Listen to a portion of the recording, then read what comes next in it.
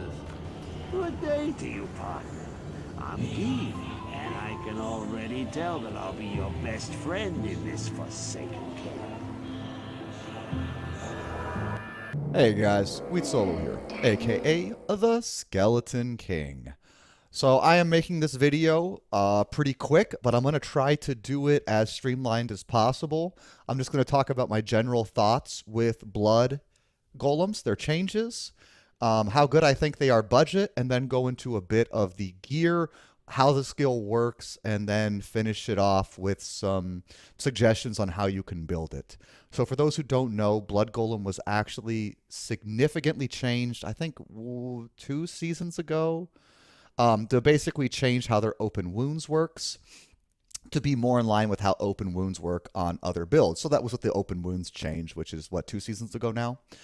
And the problem is that blood golems didn't really get anything from that. In fact, it actually made them worse because instead of getting some of the new open wound modifiers, it was like their open wounds just did the old effect of stopping healing. And so it was kind of like a nerf to them. But what they finally did is gave blood golems a stackable open wounds that actually scales with their skill level, kind of like how blood open wounds works now on barbarians or with items on gear. So people might go, well, what's the point of that besides single target? And by the way, it stacks 3 times individually per blood golem. So what does that mean on a boss? That means it could be 15 stacks. That's impossible. It has to be 3 stacks total. I don't even know how this skill works, but I'm just going to assume there's no way it stacks 15 times because that would be bonkers. So it must just be like open wounds from another character where it can stack up to 3 times. Okay, that probably makes more sense. I know this guy making this video should probably do research on this game, but man, it's kind of hard to keep everything straight. But what is cool about open wounds is that it is procced by any time that the character is getting damaged. So what you're seeing here is an Act 1 Vigor Merc. By the way, yes, you could run physical, and trust me, it would be better for mapping. But this guy literally went straight from hell clearing into a map. And this map is pretty juicy now because they redid how maps work. And so basically, this map is actually much more dense than you think. So 87% density, high attack rating, which probably helps the build. So pretty good mods in general, but a lot of enemies to go through. But with this Act 1 Merc with an edge bow, the level 15 Thorns aura isn't important. What is important is every time these blood golems receive damage from an enemy, or almost any time, there are some attacks that do not proc attacker takes damage. If it does, then the blood golem will create an open wound stack. And let's say if that monster attacks again, it'll create another stack. Or let's say the blood golem actually attacks them, it'll create a stack. Now, there has been no change to how blood golems work besides that. They are still a single target only attack, and so that's not really a reliable source for map clearing, but it is a reliable source on killing bosses. So yes, killing any minis, etc. They're actually really good on it. What was funny is in the old days, clay golems actually did more single target DPS. Don't ask me how. It doesn't make any sense, but it's true. As you can see, the Merc finally died. I hope he realizes it and go and resurrects her. Yes. By the way, this is done in double speed, and trust me, his gear is atrocious. Only +6 skills total. You could easily have +10 just by clearing to hell. His wand is only +3 summoning and +3 fire golem, which is a pretty sick wand, not for blood golem, and his shield isn't a necro head, as you can tell.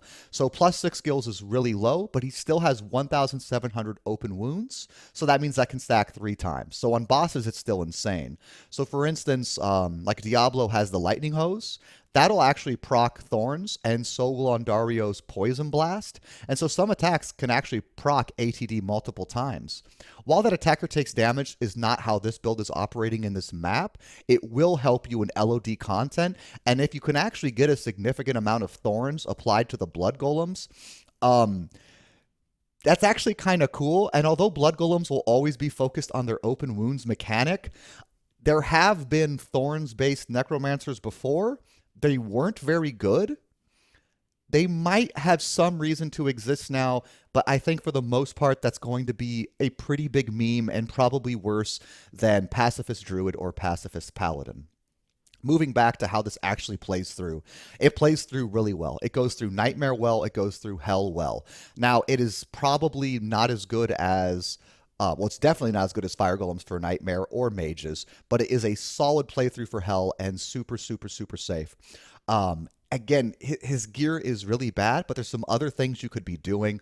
You could be just doing a simple weapon swap for anything a little bit better. So what are the key items for this build? Is going to be Edge. Why? Because you need the Thorns to be able to proc open wounds quicker than waiting for your Blood Golem to attack each enemy individually.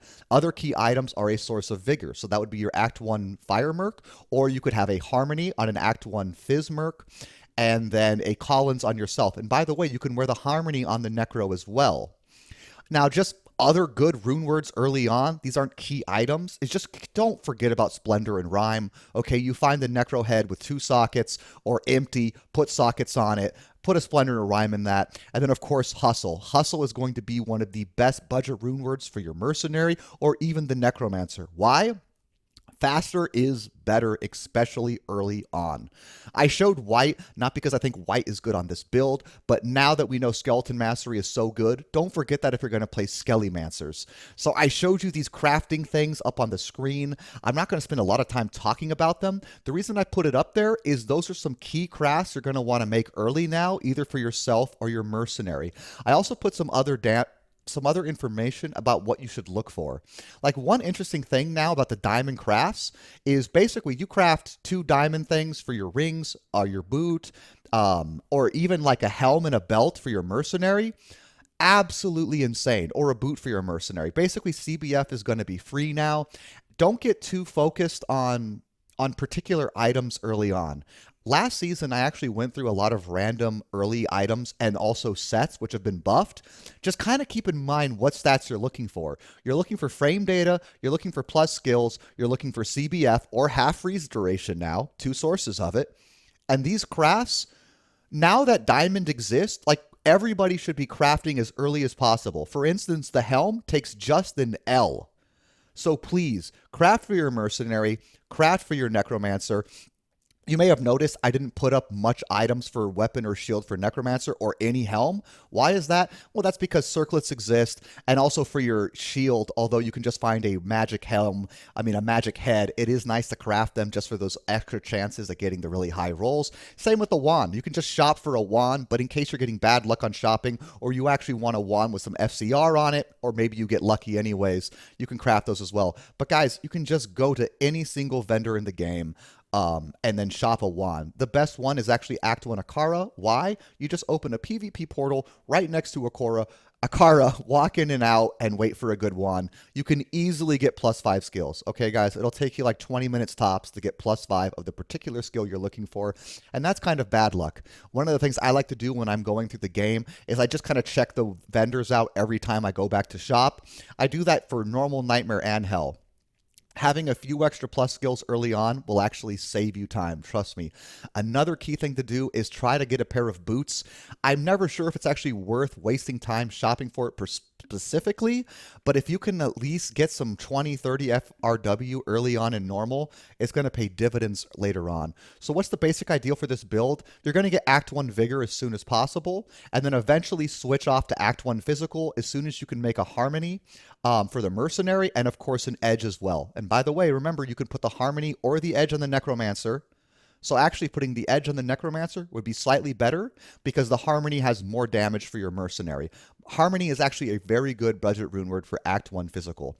Besides that, this clear time is really not that bad. He took almost 20 minutes to complete the map. Again, level 26, fresh out of hell. First map found. Pretty high density. Right now, I got some information about how blood scaling works. The base damage is 296 bleed, plus all of the mastery you get, which means that at level 30, skill level 30, you're looking at 2,000 bleed per second that stacks up to 3 times. And again, I was completely wrong about 15 times. I was like talking without thinking, and I quickly realized that doesn't make any sense. Again, NecroChat's actually pretty helpful. Yes, we have trolls. Yes, we don't like to answer the same question over and over again. But if anyone seems to sincerely interested in learning more about how Necromancer works, any of us, including myself, are willing to help. Now, how would I build this? particular build. And how did he build it? Well, he basically maxed out Blood, Clay, Mastery, and then dumped Curse, Amplify Damage. Now, I wouldn't particularly build it like that. I'd always get at least 10 CM because I'm a huge believer in Amp plus Decrepify. But then there's another point with getting CM as well, and that is, I don't think going max blood is going to be best even budget. I think getting revives into your build is just too useful. Now, for anyone out there who doesn't like revives, and there's a lot of people like that, you can see this build works without revives. It truly, truly does.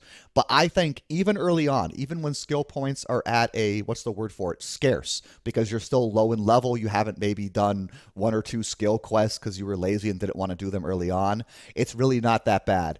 Now, this boss has been notoriously awful for summon necros, and it seems like Blood still struggle with it. And honestly, I've got nothing to say other than you shouldn't even kill this boss, okay? If you take any advice from this video, it's that Blood Golems work with Thorns to actually clear content. They're actually good at single target, but that you shouldn't necessarily kill every single map boss because it wastes time. Just trust me. Now, if you actually have enough poison res and poison length reduction, I think this boss is trivial. He didn't. He is dead. If you were hardcore, bye-bye. So anyways, this is his build right now. That's how high his skill level was. That's a basic breakdown of the ways you could build it. So I was talking about what skills you should max, what skills you should have 1 point in, and then some player preferences. Now, again, gear is absolutely atrocious. I do think the Spirit Shroud was a pretty clutch find, but nothing else on it stands out. As you can see, they can use Amazon bows. One other thing, please do not use a source of terror on your mercenary because it will make the clear speed slower. One of the problems with ATD is you need the enemies to attack you. This is what I think, though, is the actual best budget build for mapping. Skelly King out, guys. GG. Come play with us, Daddy.